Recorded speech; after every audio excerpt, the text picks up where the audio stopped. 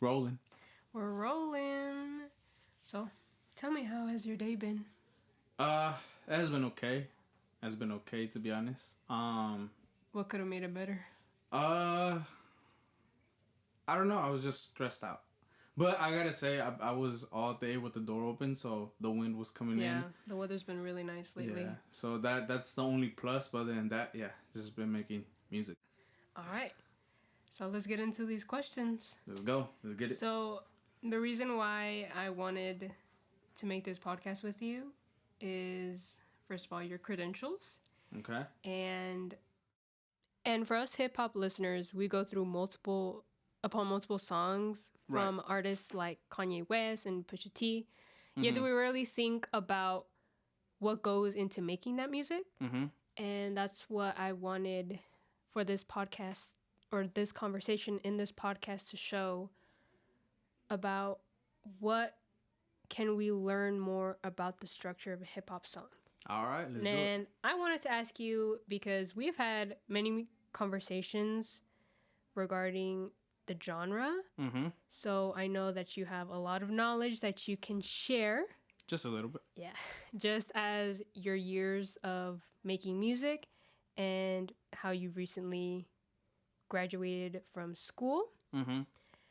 So that's where my first question lies into. Where did you go to school? Where did I go to school? Yes. So I went to school at the Conservatory of Recording Arts and Science. That's the long version. We call it CRAS for short. And it was a school for audio engineering and music production. So, recording vocals, making beats, all that stuff. So yeah, that's great. And what is your certification on? Audio engineering. All right. Yeah. Can you explain specifically what you do? Yeah, so I do music production and audio recording. So I make hip hop beats. So these next following questions, I thought of them behind, or my thought process behind them was, you're the maker, right, and I'm the listener. Right. So these are kind of questions that when I listen to a song that I would like to know more about. So it goes into these next following questions. As someone who is more of a hip hop listener than a maker, I'm curious to know the structure of a hip hop song. When I make beats, I always start with the drums, and then after that I lay down a bass line, a nice bass line that has gets the people moving. It has a lot of rhythm. And then from there, I go into a sample usually. I look into something that just inspires me. I look for songs and sounds or textures that just inspire me. And once I do find a sound that I like, I throw it in the computer, chop it up, make it sound unique, and keep going from there. So hip hop does have a structure, as well as not just in the way you arrange it, but and in the way that you actually produce and make it. And everybody has a different order and technique. Some people start with the sample, some people start with the vocal, some people start with the bass line. Do you think, like you mentioned before, do you think the drums and the bass line, is that unique to just the hip hop genre? No. No, because there's genres like reggaeton right now, and pop, and a lot of drill, a lot of especially a lot of like Latin reggaeton music. They all use sample drums as well. So it's like and they stole that from hip hop. That came from hip hop. Trap, excuse me. That also came from hip hop, and the way that they sample the drums. They find the drums that they like, they chop them up, and they make, like, for example, a song might come out today of Bad Bunny, right? And it has some nice drums on there. I might chop those up and then arrange them a different way, and I just create a whole new song with the same drums, right? It's all in the way you sequence. So hip hop's not the only genre, but yeah, sampling did come from hip hop, and specifically sampling drums. Yeah, so that's a great thing that you mentioned sampling, because it's something that's really prevalent in hip hop. Right. So can you explain more? Jesus, my voice. Yeah, I could. Can you explain more about what sampling is? So it started back in the 80s. Before hip hop was started, there wasn't that much income to bring in musician players and record. The what do you call it? The fathers of hip hop, would you say? Um, they would use vinyl records to find specific sounds and textures that they did like. And then what they would do is that once they found, like, for example, a trumpet solo where, like, oh my god, the trumpet solo sounds amazing right here, they would grab that and then put that into the into their recording, and then chop it up, change the pitch, change, EQ it, make it sound not exactly the same but still have the original textures, if I could say that. The original, it still has that feeling of the song, but it still changes it in a way where it's not the same song. And so sampling is just a process of taking another sound recording that and putting it into your own.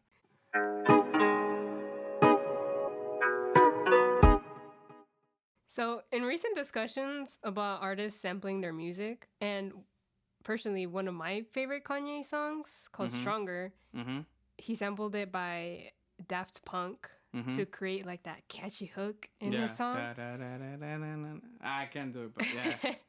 So, do you think sampling is the artist's way of being uncreative and just like lacking passion for their music? I would say it's actually the opposite. Is finding creativity in something that's already made.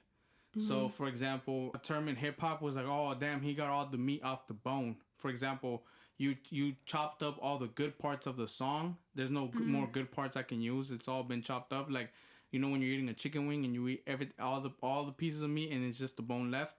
So, the thing about hip hop and sampling is you're not taking a whole song. You're taking one or two things that speak out to you, and it's maybe like a clip or a piece of audio that's maybe like 3 seconds long, even shorter, or sometimes up to like 5 seconds long.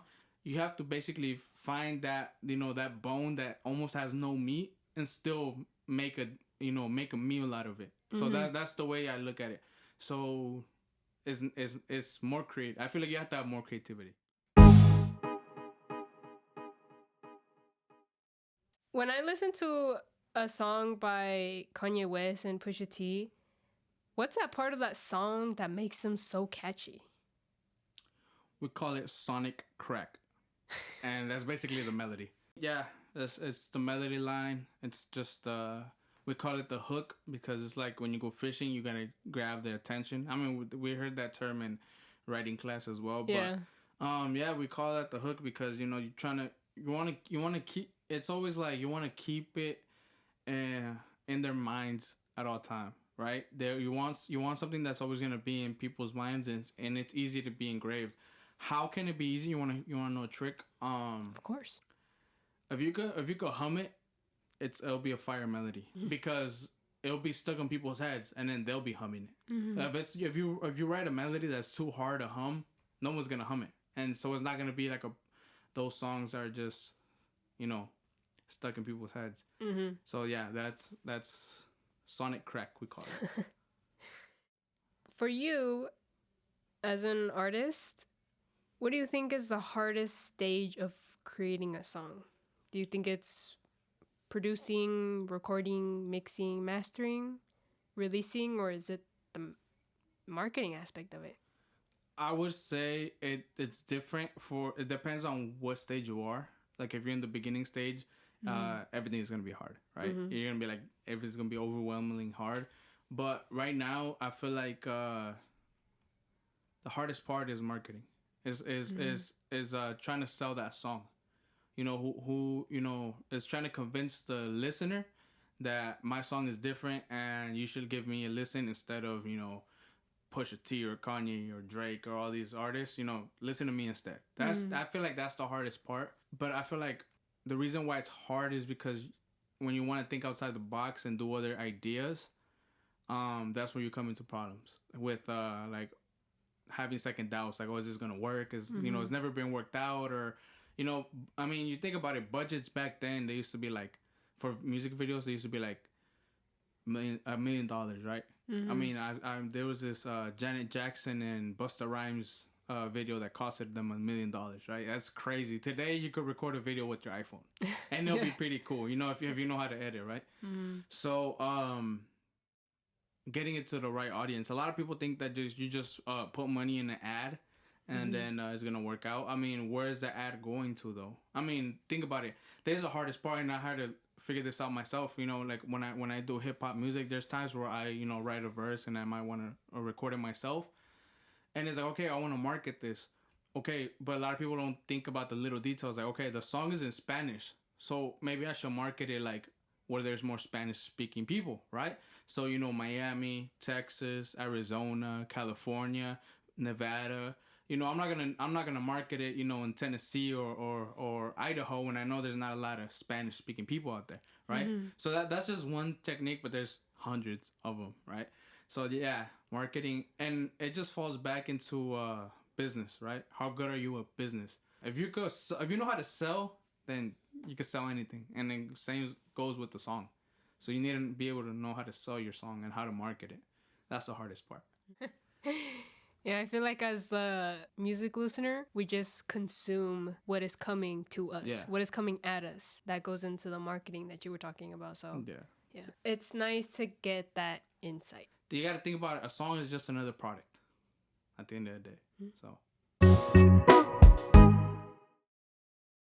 what is the best advice you've heard from your favorite hip hop artists or even from your teachers at Crass? Best advice? Oh, that's a good question. The best advice. Best advice. Never say no to a gig. Never say no to a gig. You never know what could come out of it. Where'd you hear that from? I mean, everywhere in school. All my professors ever told me that. I mean, the thing is that all my professors have cool stories about them taking up gigs that they didn't want. Spontaneous ones. And then it's like, oh hey, I need you to come cover this recording. They're gonna have I need you to come set up microphones for the show.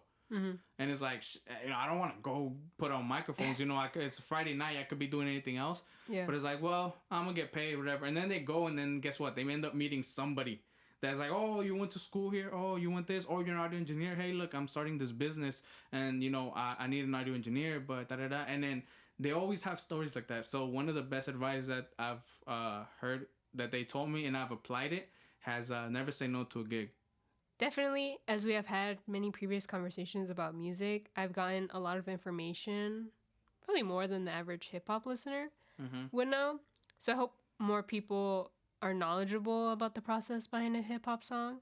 Right. I mean, I just hope I didn't confuse nobody with my answers, because I wasn't as, clear. I feel like I wasn't as clear. But, I mean, yeah, hopefully I don't confuse anybody. Well, that's great. Thank you for your time. Oh, well, thank you.